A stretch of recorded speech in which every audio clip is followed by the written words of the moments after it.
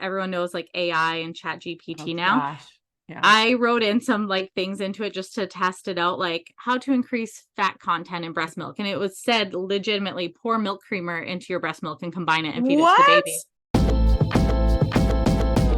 This is That Twin Mama podcast. But hey, you don't have to be a twin mom to be here.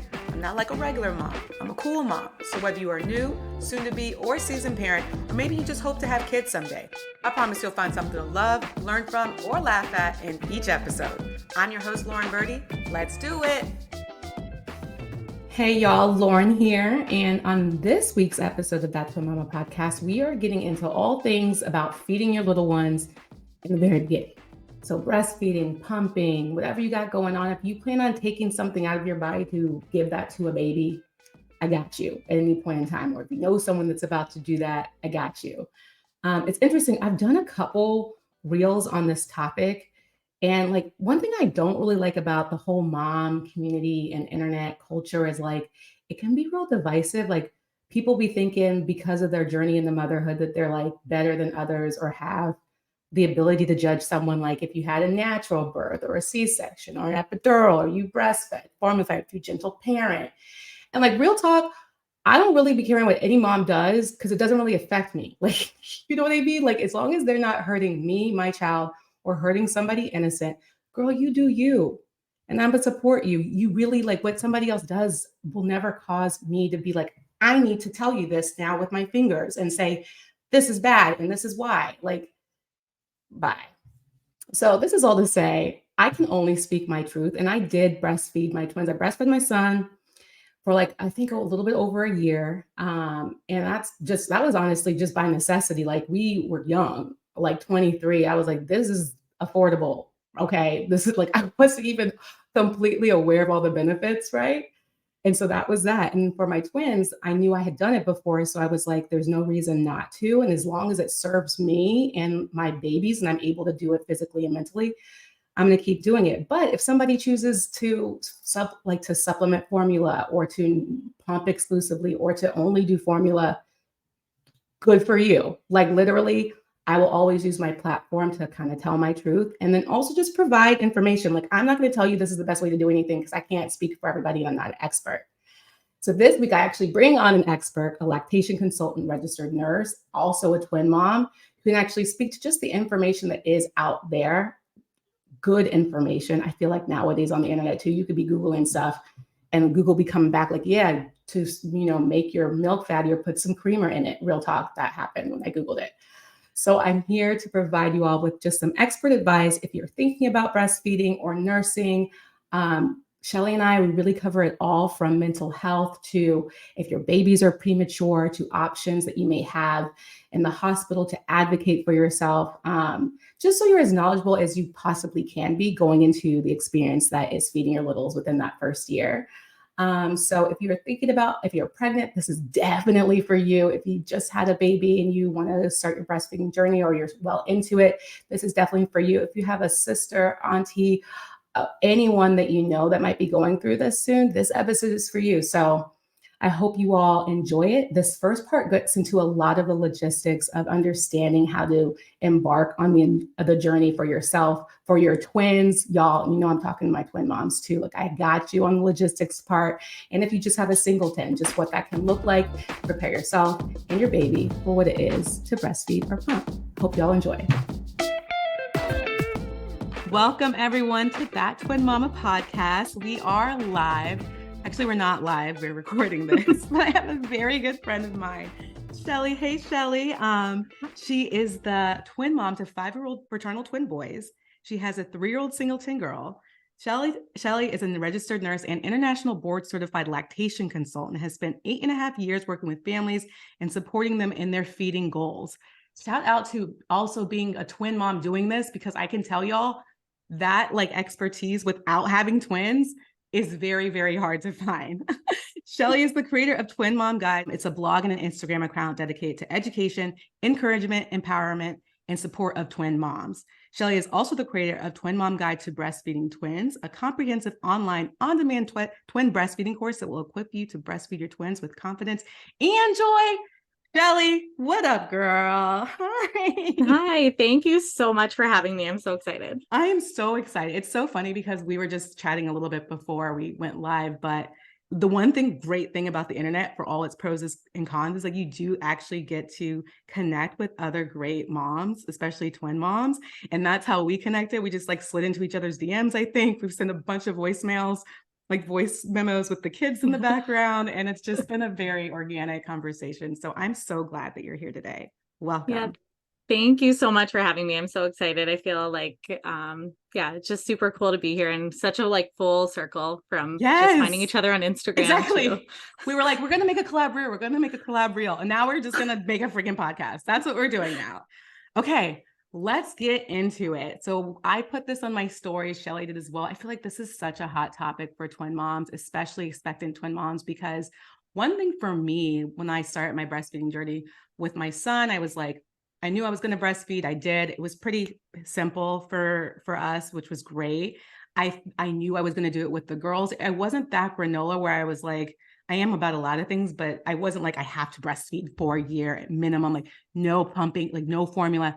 That wasn't me. Like it just wasn't. No shade to anyone that is like that. I was just like, I'm going to try because this makes sense. It's best for my kids. It's more affordable and like see what happens. And I did a little research, but what I realized, and like if you look at the biggest like podcast or resources or books about breastfeeding, and then they're only talking about singletons, it's not the same. It's not the same. Like a lot of things you can take from it, but like a lot of things like, girl, that ain't gonna work for me. Like what? Like I remember reading one, it's like, if you want to move around, just put them in a carrier and just feed them while you walk. I was like, girl, I have two. I can't just put the what? Like, you know what I mean? It's like, oh, just feed on demand, which if you did that as a twin mom, I don't know how, but like there's just so many different things that I feel like as twin parents is feeding them at the same time potentially is a little bit more complicated than singletons.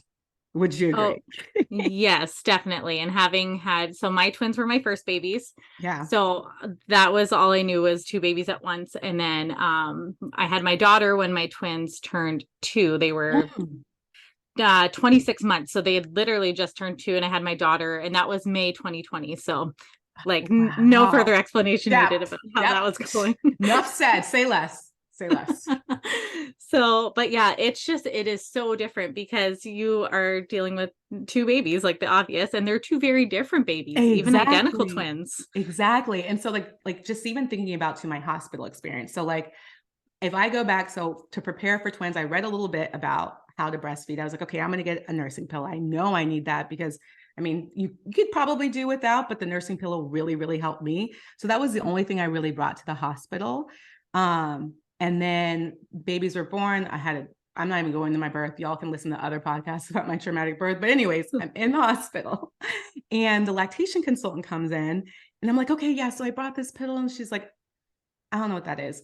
This is like what you do. And I was like, first of all, my milk I thought was supposed to come in like 2 to 3 days. Your milk should really fully come in. And because my birth was traumatic, I was in the hospital for like 8 days and my milk didn't really come in like I thought it was going to be for twins. So we were practicing like you want to get your stuff stimulated. So I would practice with one child and then the other, but never tandem. That wasn't even like an option because I feel like in the very beginning, you're just trying to heal and honestly do one at a time, like just to get like used to that even and get them used to latching. Trying to do them both at the same time when they're that little would have been impossible for me. But all I remember is that my lactation consultant, when I was like, okay, well, when I get home and I want to do both, she's like, yeah, I don't know. Like there was just no knowledge. It was just like her goal was to just get them to latch here and figuring out the logistics of managing two, you're on your own piece. Like that was literally kind of how I felt. And then once my milk finally came in, I think 8 days later, it just took a little bit longer. And I remember feeling like, I don't think I'm prepared for what's going to be life when I get home, but I'll figure it out. But yeah, that was my hospital experience. So I don't know if that, like as a nurse, as a lactation consultant, like, is that a singular experience for twins, like in the hospital or lactation staff? Like, what was yours like? And like, what would you say? Like, is that normal? So I'll share my personal experience Yeah. and then I'll go into what I kind of feel is normal, Yeah. quote unquote, Quote for unquote. Right. yeah.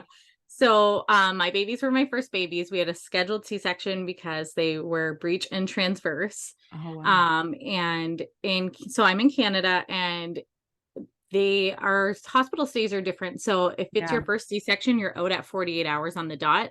And when I say on the dot, it was like on the dot. The hospital's so busy that weekend. My husband was working the time I was supposed to be Yeah. discharged. And I was like, can I wait another hour so my husband can come pick us up? And I'm not kidding you. They were like, no, you have to leave. We need the room. So my mom had to drive us home from the hospital. My Oh husband my Jesus. was racing down the street, met us on the porch. Oh, oh my gosh. So Wow. yeah, He was it's just serious. Yeah. Okay. Canada so noted. it's a whole other thing. So when I asked if I could have the baby skin to skin in the OR, like that meant a lot to me. They were like, no, like I didn't even have the option before I got in. They were like, no, like we just have to. Really? Yeah. And so And just like, is skin to skin really important when like, I mean, it is important for lots of things, but do you think it's also important like for breastfeeding? Like, is that something that if you can do, you do? yeah. So as Yeah. soon as you can do skin to skin, no matter what type of birth you're having, skin to skin as soon as possible. Yeah. So birth is a big deal for both mom and babies, Mhm. and especially for our babies, like when you think about it, especially if so whether they've labored and had a vaginal birth or a C-section, think about it, like 24 hours ago they're, curled up, Yeah. warm, snug in this like floating water bed, and now all of a sudden your limbs can stretch out, you're absolutely freezing, it's bright, there's all these like So chaotic noises and sounds. Like that is a lot for dramatic. somebody, like when all you've ever known is this like cozy warm water bed, and now all of a sudden you're out in the world freezing Right. and Exactly. it's Oh super gosh. bright. Yes. So putting the babies on your chest, first of all, they're going to hear your heartbeat, which is the sound that they've heard from Mhm. the beginning. So that's very like centering for them. They are going to having them on your chest is going to help regulate their blood sugar, their heart rate, their Yeah. breathing, their body temperature. And it also will boost your oxytocin, which is the bonding hormone, but it also helps for your milk to come out. So skin to Nice. skin is so Yeah. important, not even just after delivery, but like I encourage the moms I work with in my private practice, like do skin to skin as often as you can for, the weeks and months following birth. Like it's very soothing, and you could probably see even toddlers when they're upset, they'll come and sometimes lay Yes. their head on your chest. That's my Like, Shiloh. That's my twin bee. We just still like, she's like, and then she's fine. She curls up. It's so true. So yeah. true. I So didn't skin to realize that. skin, so important. Yeah, I didn't realize it. Like, I mean, I should have realized this. I think I blacked out everything about birth and the newborn stage. But I didn't realize it stimulated your milk coming in like that. Yeah. Yeah. It Okay. can really help with milk production. So, again, and like it helps you to bond with your babies. And like you said, your birth was traumatic. Mine was Yeah. traumatic in a sense as well. It was not what I wanted. And there was some Yeah. scary things in there. And it helps you to have your babies safe Yes. on Yes. your chest, and Yes. you're just, Yeah. relaxing, bonding, and taking it all in, and I'm sure too, I was so nervous my whole pregnancy that something Yes. was bad was going to happen, and to just finally have them on me, it was like such a we did it moment. I have an Instagram Hmm. post about that, but I just like felt like I exhaled for the first time in Right. 9 months. Right. And I feel like I just love what you said about like, it's important, like even toddlers will do it. So like for so many twin parents, we don't have this birth that we envision. There's lots of things that can happen. So if you can't do it right away, do it as soon as you can. And it sounds like you weren't able to do it right away. They were like, no. So tell me Yeah. a little bit more about like, then like, let's go back to your birth and like, when did you breastfeed? Like, how did that work then after they were born? Yeah. So I had a C-section. I lost a lot of blood. My Yeah. husband he's a big guy. I was telling Lauren before we Yeah. got on, he's like 6'2". He was a former bodybuilder, wrestler. So he's Yes. sitting on this tiny little surgical stool holding these two babies.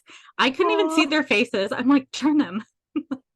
And then because I'm a nurse, I just know too much. I'm looking up at the screen. My blood pressure is dangerously low. I'm like, I'm not even going to go into it. yeah. It You was knew though, too. You have the knowledge of what those things mean. Oh my I God. asked the anesthesiologist, I'm like, what are you doing about this? And he turned the screen. He's like, you need to focus on your babies.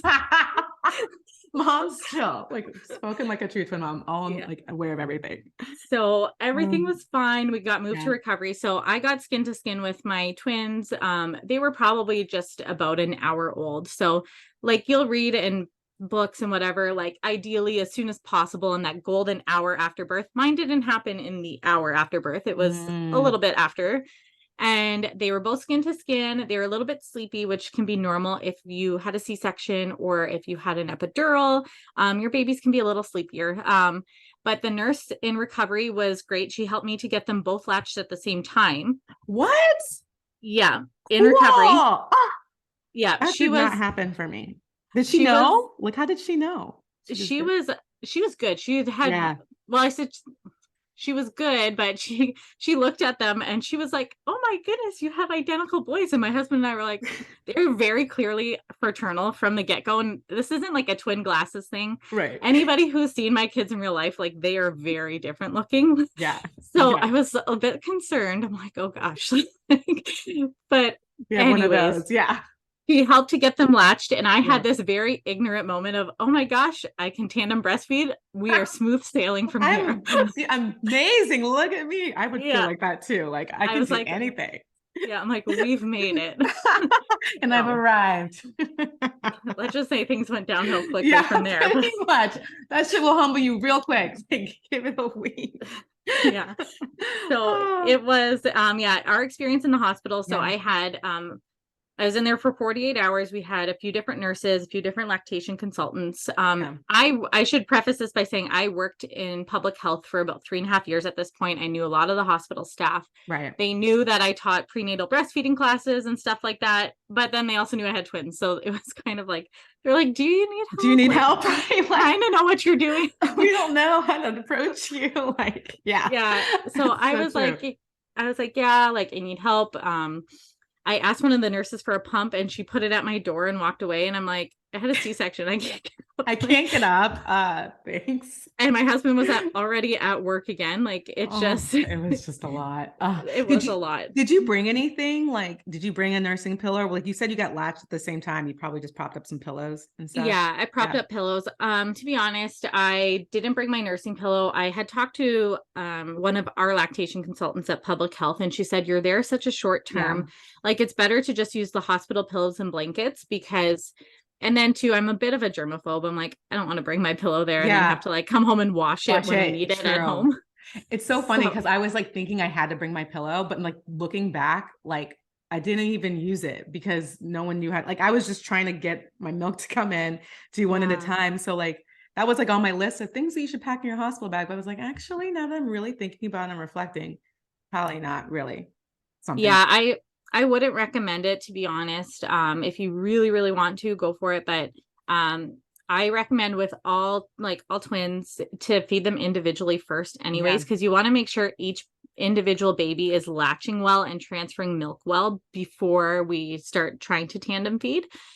Because if we try to tandem right off the bat, if one baby's not latching well, it can kind of be missed because you're more focusing on feeding them at the same time rather than are they both actually feeding. So I love that you said that because like I think once you leave the hospital now you're like trying to get the grip on like all things breastfeeding twins. And I feel like in my mind, I thought I was supposed to tandem feed right away. Like I am a twin mom. I made 2 babies right away. I should be able to do everything at the same time right away. And that was like not the case at all. And it was more like I didn't get mad at myself, but I thought that like I realized I listened to my intuition. I was like, this isn't right for me yet. Like I'm going to do one at a time. I don't care what this says in this book. And so I think for like 3 weeks minimum, that's what I was doing. Like one would be placed, then be done. And my husband would pass me the other one or what have you. But like there wasn't tandem feeding right away. Shout out to the moms that did do that. But for me, it sounds like for you, that's not even what you recommend. And I didn't even think about how, if I was really trying to juggle that, especially with my first set of twins, or I would not be worried about, are they even eating? I'm like, okay, just don't fall. Like there's so little at that time. You're like, just trying to position them. Like that's such a great point. Go on. Sorry. I was going to say most, I've worked with obviously a ton of twin families. I would say most of them are not able to tandem feed off the bat. And the ones who are, their babies are born really close to what we would say term. So like, And I find with most twins, unless your babies were born really premature, so if your babies were born, say, in the 36, 37, 38-week window, you still might have some difficulties with latching and milk transfer and the babies being sleepy until they hit that 40-week gestation. So even though they'll say, oh, they're Mm. full term for twins, they're still not full term babies, you know? Ah, I didn't even think about that because mine were 38 Yeah. weeks and 2 days. And like I said, it took me about 3 weeks, Yeah. which is So like around the 40, 41. So that's yeah. interesting. I didn't even think And about that. my babies were 37 and 6, and it took us, I remember the first time I was able to tandem feed them by myself, get it set up and everything, they were just over 3 weeks old. And by 4 weeks, so they would have been close to the 41, 42 week mark. That's when I was able to consistently tandem feed for most feeds. Wow. So Wow. yeah, so I tell twin moms, like, to have that in your mind, that number one, just have the mindset you'll likely be individually nursing it. For some of them it can take off right away tandem, but for a lot, I would say you're focusing on individual nursing and kind of have that 40, 41, 42 week mark in your head, because that's a lot of the times when things start to click, as long as the babies don't have like oral ties or any other Right. kind of things that could be affecting their feeding. But that's why I think prenatal education is so important. I feel like so many twin moms are just like absolutely blindsided when their babies are born, because it's it's challenging, I'm not going to lie, So but challenging. Yeah. once you get through those initial challenges, I feel it becomes very manageable. 100%. And so I want to pause because for us, like our babies were all four of our babies were born like close to the 36-week mark. But I feel like Yeah. for so many twin parents, they are born prematurely, right? Yeah. So what does that mom do who was like, I wanted to do breastfeeding, I wanted to do, skin to skin, and like they aren't able to. What do you suggest for them if they still have a goal of breastfeeding? Is it are they still able to? How do they go about that? They're like in the 20s or the early 30 marks. Their kids are Yeah, that's a wonderful question. So yeah, it's still very possible to breastfeed premature babies.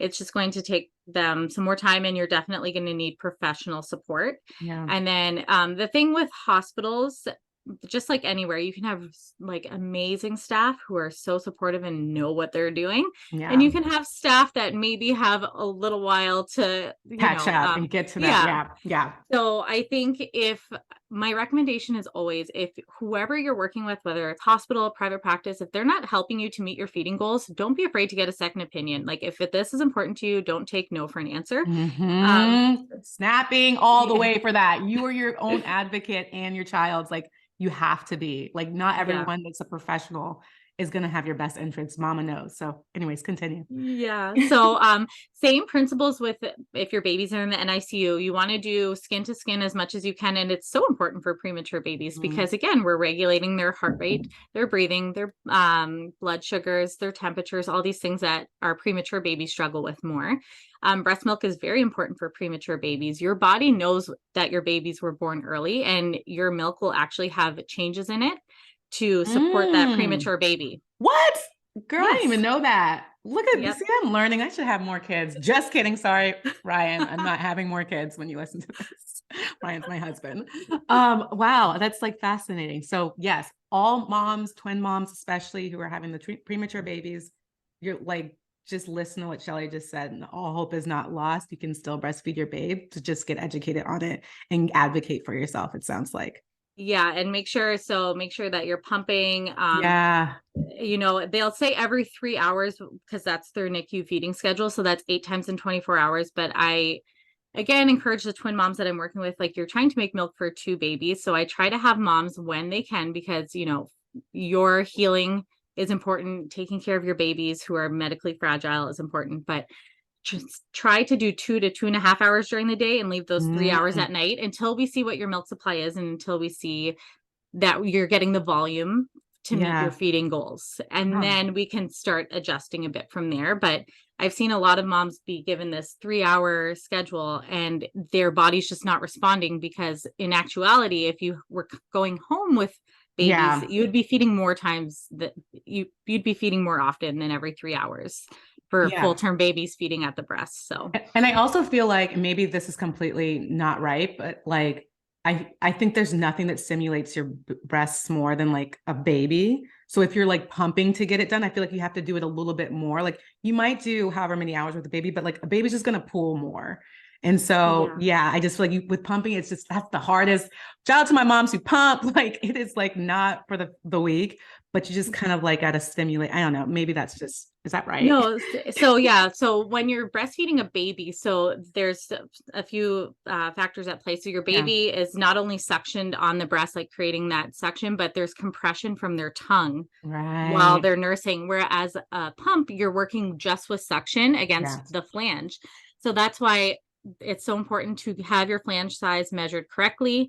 And again, if it doesn't seem like it's measured correctly in the hospital, because I can tell you of I want to say the last 8-10 consults I've done, and the moms had babies in the NICU and they said, oh yeah, I was measured there. They were using sizes that were way too big. These poor moms were struggling with clogged ducts, mastitis. Like we changed their flange size. Oh my gosh, sorry. I didn't even know that you could do that. Okay, sorry. Continue, Shelly. I'm just learning so much. You didn't know about the flange size? No, I just got the one that came in the package. There was other ones? Oh, yeah, so the ones that come in the packages. Okay. Yeah, don't worry. I did not know this with my first either. Again, I worked in public health, but we didn't do much pumping education because we're in Canada. The maternity leave is much different than the US, but so yeah, most pumps will come with a 24 and a 28 millimeter flange, and I think the average mom is a 15 to a 17. Wow. So wow, these pump companies are all owned by men because they're not listening to the lactation consultants who are like, hello, these flanges are far too large. Oh my gosh. Wow. You learned something new. Yeah. So yeah, just to wrap up, if you're in the NICU, make sure your flange size is measured correctly. Lots of skin to skin, pumping every 2 to 3 hours. Aim for at least 8 pumps in 24 hours. But if you can do 9 or 10, even better. And I recommend moms in the first 24 to 48 hours do hand expression of their colostrum versus pumping. Because colostrum's available in such small amounts. If you're pumping, it can kind of just get stuck on the flanges and into the pump, and you're not really getting, I should say pump bottle, not pump. Yeah. It's getting stuck there, and it's much more effective to hand express into a little medicine cup and then draw it up with a syringe, and the babies can be fed that way. But then once your milk starts to transition from colostrum to your more transitional milk and the volume starts to increase, then we can start pumping. Okay, that's so helpful. I forgot that I did the hand expression like that. I just forget everything. But yes, in the very beginning, moms, you might just do, just like she said, hand expression, like dropper, and that's the way to feed. Don't expect to do all the things all at once. Okay, let's transition from the hospital. Now we're not at the hospital, we're at home, and we're trying to really get into this whole breastfeeding like world with our kids. Like, so for me, like I said, didn't tandem feed right away. I think something that was really helpful for me though too is that luckily I had my husband, and I was never like placing them or doing anything all by myself. Like if it was time to feed, I think it also helped for like me not to build up too much resentment. Like there's a little bit that can build up with any time you're having babies. Like the mom just physically has to do more, but like for every time they had to feed, he was getting up, changing their diapers, bringing them to me. And like getting me water or a sandwich, whatever the heck I needed in the middle of the night. Like it was his job to facilitate that. And I really did appreciate that. He just never missed a nighttime feeding for that.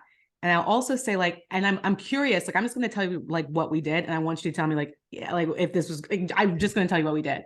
Yeah. But for us, like I wanted to get them on the same schedule kind of like, because they were twins. And so if one woke up and was ready to eat, I was waking up the other one too. Like when I started to actually, like once we're getting into tandem feeding, I was like, y'all are going to eat at the same time.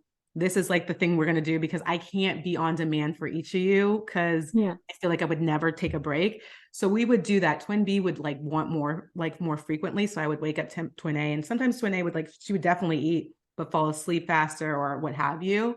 And then the other thing that was helpful is like one of my boobs, real talk, my boobs have always been different sizes. That's normal. But like one is really bigger now than the other one because I would forget to switch and they eat differently. So in the beginning, I was just always putting B on one and A on the other. And I was like, oh, and now they're just really just like different sizes. I wonder if it's because of that. At some point I had like a system where I had like a blue hair tie and blue was for B. And I would always put whatever side B was on, that blue one was there because you forget everything, especially in those middle of the night feedings. You're sleepless. You think in your mind like, oh, I'll remember. No, have a system, you will Yeah. not, or like who pooped and who peed and like writing all that down. So there's just so much logistics, I think, with facilitating like the management of feeding too. And maybe I'm overthinking it, but I'm curious, like having my husband's help was great, but also having some sort of system to track was helpful. But yeah, what do you think about someone getting the grips in the beginning? What would you say are some tips? What did I just say that's like great, but Lauren, and I'm curious your experience and how you got like a grip of everything. Okay, so I love everything that you did, and I recommend that to most yes. families. Great. I get an A. Okay. Yeah. So whenever I'm working with a family, I always ask them what are their goals. And most twin families want their twins on the same schedule, which understandably so. I had mine on the same schedule. I've worked with, I want to say less than a handful who said, no, I just want to do on demand. And they did. And wow, that's what the mom wanted. And they thrived that way. And good for I think them. yeah. And I think it really comes down to like your goals, right? If you want to feed on demand and it's working for you, then cool. Like, so I should say I kind of fed on demand, but it was like if one works first, then I'm waking the other once we were tandem. Unless this is a little bit, but once they got to about the 3-month mark, my twin A just slept more. And I think because he was just such a feisty little guy, he wore himself out and he'd sleep more. And my twin B did not. He fed more frequently, he was up more frequently. And I started to notice a pattern with that. So I was like, I let twin A sleep through some of the night feeds because I knew he wasn't going to get up anyways. Nice. But that's more advanced. So let's bring it back. But in the early days, and if you're feeding individually, I would still, whoever wakes first, you feed them first, and then the next baby, they likely are going to be getting up anyways if they haven't already. Because in those early days, that it's average for a breastfed baby to feed 8 to 12 times in 24 hours. And then on days when you're cluster feeding, it can be like 14 feeds in 24 hours or 16 feeds in 24 hours. And that's why, again, I think prenatal education is so important, going in and having this mindset, because if you go home thinking my twin should be feeding once every 3 hours, and then they're showing signs they're hungry every 2 hours, you start to think, oh my gosh, what am I doing wrong? Is my milk supply low? And it's just, no, they're growing, they're signaling your body to make more milk. Every time we remove milk from our breasts, whether our baby nurses or we pump, we tell our body to make more milk. So that's why it's very normal for little babies to feed so frequently. They're trying to increase your milk supply. They're growing quickly. So again, it's important to have the mindset to know that it's normal. I love that you're naming that, because I feel like so many moms, and this is for singleton parents too, it's just like, how do I get my milk up?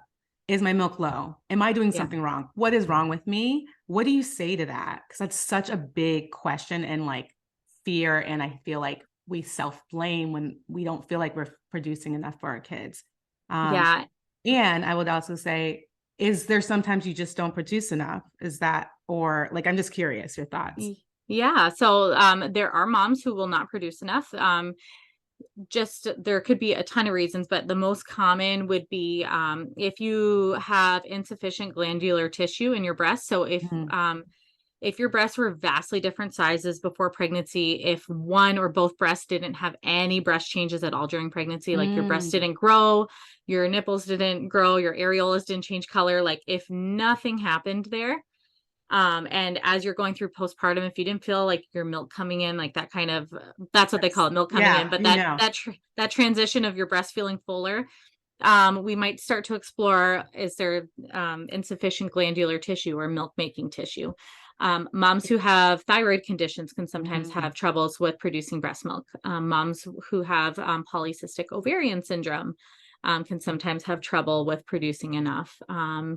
So there can be a bunch of factors. If there is infertility issues, sometimes that can look like, because it's all, again, related to hormones, that you may not have the hormones or your hormones might not be at proper levels to produce breast milk. So again, that's why I always bring everything back to prenatal as much as we can like know about beforehand. So if you, for example, know that you have, thyroid issues or PCOS, or you're not having any breast changes, meet with a lactation consultant, an IBCLC during your pregnancy, so that we have plans in place because, you know, I've worked with moms with PCOS. We have a plan in place, and then babies are born and she's got like this abundant milk supply. And we're like, okay, that didn't end up being an issue for you. Or for moms, I should say, if you had previous breastfeeding experience where you had a low supply, or your breastfeeding journey was challenging for any reason, and you're now pregnant again and want to breastfeed again, like meet with an IBCLC during your pregnancy, because the more we can have plans in place before the baby or babies are born, just the more peace it brings. It's better to walk into something with a plan than to kind of walk in blind and be so discouraged by the challenges you're facing. So there is low milk supply. That is a thing. But oftentimes when moms come to me and say that they have a low milk supply, they're either producing enough, or there's, you know, they could be changing things up a little bit, like their flange sizing was wrong, or not feeding babies frequently enough because they're trying to put them on a certain feeding schedule that they're just not being fed enough, or so there's things like that. And then I want to say the like downside of social media, moms will come to me and they're like, I don't have a deep freezer filled with milk, like my supply is low. And I'm looking at everything. Their babies are gaining well, like they're doing fantastic. I'm like, you have enough breast milk. Like you don't need this gigantic freezer filled with milk. Right. You see that all these other moms curate it for a viral reel, like, you know, to show you, you know what I mean? It's so true. I think that's so helpful. Like a bunch of things that you name. One is understanding what signs actually might be signs of you not producing milk, and not just just something in your head. Two, having a plan, because you go through so much when you have a kid, have kids, have twins, that having like, and there's so much you can plan for, and so you really can't, like there's so many surprises. So having something that could maybe like burst your bubble can like really send you down, like, and really make you blame yourself, or just like, if you're having PPA or PPD, postpartum anxiety or depression, it just really enhance that if you aren't prepared. So I can't say enough. Like if I could do it again, which I'm not, my husband has a vasectomy, but if I were to do it again, I would definitely on my like baby shower registry, put like a lactation consultant, especially like someone like you that knows about it. Cause there's just so many things. I was lucky. Like I was lucky that I was able to do it and get the hang of it, but I wish I knew more going into it, because maybe I would have done it for longer. Maybe I wouldn't have been so like upset some days while I was doing it. Just I wish I was better prepared, because even if you think you're doing it great, we'll get into this in a second, there's so many things that can come with breastfeeding that can be very hard, and just understanding and being educated on it is everything. So I just appreciate your context there. Yeah, I think education's key. And I tell all the moms that I work with, and I share this story in my course. Had I not been working full time in breastfeeding for 3.5 years before I had my twins, we would not have had the journey that we did, because the help that I was seeking, like our family doctor, the pediatrician, the lactation consultants in the hospital and the hospital follow-up clinic, were all telling me things that were incorrect. And I knew it was incorrect because the only reason I knew was because I had been working in this field for 3.5 years. You know, I had Give me an example. Give me an example of something that you like they told you that was incorrect and you like kind of knew. Okay, so I had the lactation consultant at the hospital told me my boys were 4 days old, and she said you need to give them 70 mils of formula after every breastfeed. I'm like, they're 4 days old. She was like, and I'm like, that's overfeeding. And she was like, no, it's not. And I was like, yes, it is. Like, and I have, I have a reel coming out soon with this, but, each day old your baby is in the first couple weeks, it represents like a different size of fruit. So when your babies are 4 days old, their stomach's like the size of a walnut. Yeah. They cannot take in 70 mils. A 70 mil feed would be more appropriate for a baby who's, you know, over a week old going into 2 weeks old, not a 4-day-old baby. And she was saying, and I said, I'm nuts, by the way. I'm just going to put this disclaimer out. I had a baby scale at home, and I was weighing my boys. I was weighing them every morning because we had trouble already when I was being discharged from the hospital. They said, your babies have lost too much weight. I'm like, no, they didn't. And they're like, Shelly. they're like, yeah. So what happened was I had a C-section, but I also had, I have low blood pressure to begin with. So before my C-section, they gave me 4 liters of fluid, like 4 big IV bags. And then I had 2 bags in the OR before the babies were born, and then like more afterwards. So my babies were born and they were like puffy, and then they both peed 12 times in the first 24 hours. Wow. Because they had all this extra water weight on them. And the nurse was like, they lost 10%. I'm like, no, they didn't. I'm like, Right. normal term infant babies who don't have interventions during their birth do not pee 12 times in 24 hours. I'm like, they had extra water weight. They did not lose 10% of their birth weight. She's like, yes, they did. You have to give them formula. I'm like, okay, like, bye. Like, it was time for me to go home. So I weighed them each morning and I took pictures of them on my scale because I just knew how our local follow-up clinic was and I didn't want to You're so deal with them. smart. So Yeah. so when I brought my babies back to the hospital, they were like, oh, twin B has lost weight since discharge. I'm like, no, he hasn't. He's gained 3 ounces. And I was like, here's my pictures. And I'm like swiping through on my phone. She was like, well, that's not what our scale says. I'm like, can you assure me that your scale on this floor is calibrated like the scale upstairs is? I'm like, are they even the same model? Right. And so Right. she was getting upset with me. And anyway, so like all this stuff though, that I thought if I was a mom who did not work in this field, I would be like, oh my gosh, my baby lost this weight. Okay, oh my gosh, can I have to pause? give him 70 mils. I did that. Like, I'm just learning this now. I'm like, I'm like kind of having, it's fine. But I like, they told me that my kids lost weight, like they need formula. Like I was like, okay, I did not know. And so I let them do it. I'm just having like a moment. Like, I'm like, wait, I just wish I freaking knew. So are you saying that like, like if they're just getting colostrum or whatever, like especially in the hospital wants it. If you're in the hospital for a while, they're gonna force formula. They just love it. Like that's fine. People that want to do formula, my babies are fine. They took it, but they're gonna be like, oh, that's obviously something that they like to do because they did it with me. You said they did it with you, but do babies not? I just wondering like when is that actually necessary? Is it ever necessary? And like what day are they like, okay, they really need to eat some? So yeah, these are great questions. So we want to look at, so it's normal for all babies to have a little weight loss after birth. And then we want to see that they're starting to gain weight from day 3 on and that they're back to birth weight by 2 weeks. So it's normal to have like a 5% loss. And now some hospital guidelines say anything more than 7%, we need to start supplementing.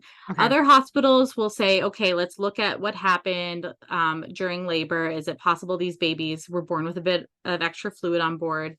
Let's look at how they're nursing. Let's look at their pees and poops. And that's the thing with my babies, their pees and poops, you know, they were pooping great after they had all those gigantic pees the first day. Their pees were then normal. So I was like, and they were nursing well. I'm like, there's no indication to be like, there's no indication for this. So, and again, I'm like jumping all over the place. No, I know. I was like, wait, I have to go back to this part because I was like, I didn't know about this. Anyways, go on. Yeah. But even with when you are preparing to have twins, you can talk to your provider about expressing your colostrum before the babies are born. So if you are, you know, if you don't have any scares with preterm labor, if you're not on bed rest or anything like that, if you're moving up to like a scheduled induction or a C-section date, or you're just waiting for your body to naturally go in labor, usually after 36, 37 weeks with twins, your doctor will say it's okay to start expressing your colostrum. So you can hand express before the babies are born. You can store the syringes in the freezer. Yep. So then you have some extra colostrum on hand in case we run into supplementation and you'd prefer to use your own express milk over using formula. And then some hospitals also have donor breast milk available if that's an option that you would prefer. But there is times that supplementation is necessary. And a lot of twin families, you hear about triple feeding where you're nursing the babies at the breast and then you pump and then you feed them either the pumped milk or the formula. That can be common with twins in the beginning because again, they're born early. They're maybe not transferring milk as well. We're trying to get mom's milk supply up to feed 2 babies. Like, as you can see with twins, it's just so, there's so many things, factors. so many factors. And like the one thing I think that's a commonality is like, the more you can educate yourself, the more you can talk to someone that knows what they're talking about. So you can advocate for yourself, listen to that mom intuition. Like that's the way you like succeed. Cause I'm even learning stuff. I'm like, I mean, my girls are great. They're perfect. But I'm like, dang, I wish I knew that. Like, it just make my journey even better. And I want to say one more thing before we move on, because you mentioned it. And something I did too, that was very helpful for me was I did pump in tandem feed in the beginning. Once I got the hang of it, that first feed, I was pumping like 10 to 15 minutes after, because I was trying to build a supply, mainly for my husband to take a feed at night. Cause I was dying. Like I was just like, I need to sleep 4 to 6 hours. You're going to take this 2 a.m. one or whatever it is. And that was, or if we wanted to do something like it was helpful, I just wanted to build a supply.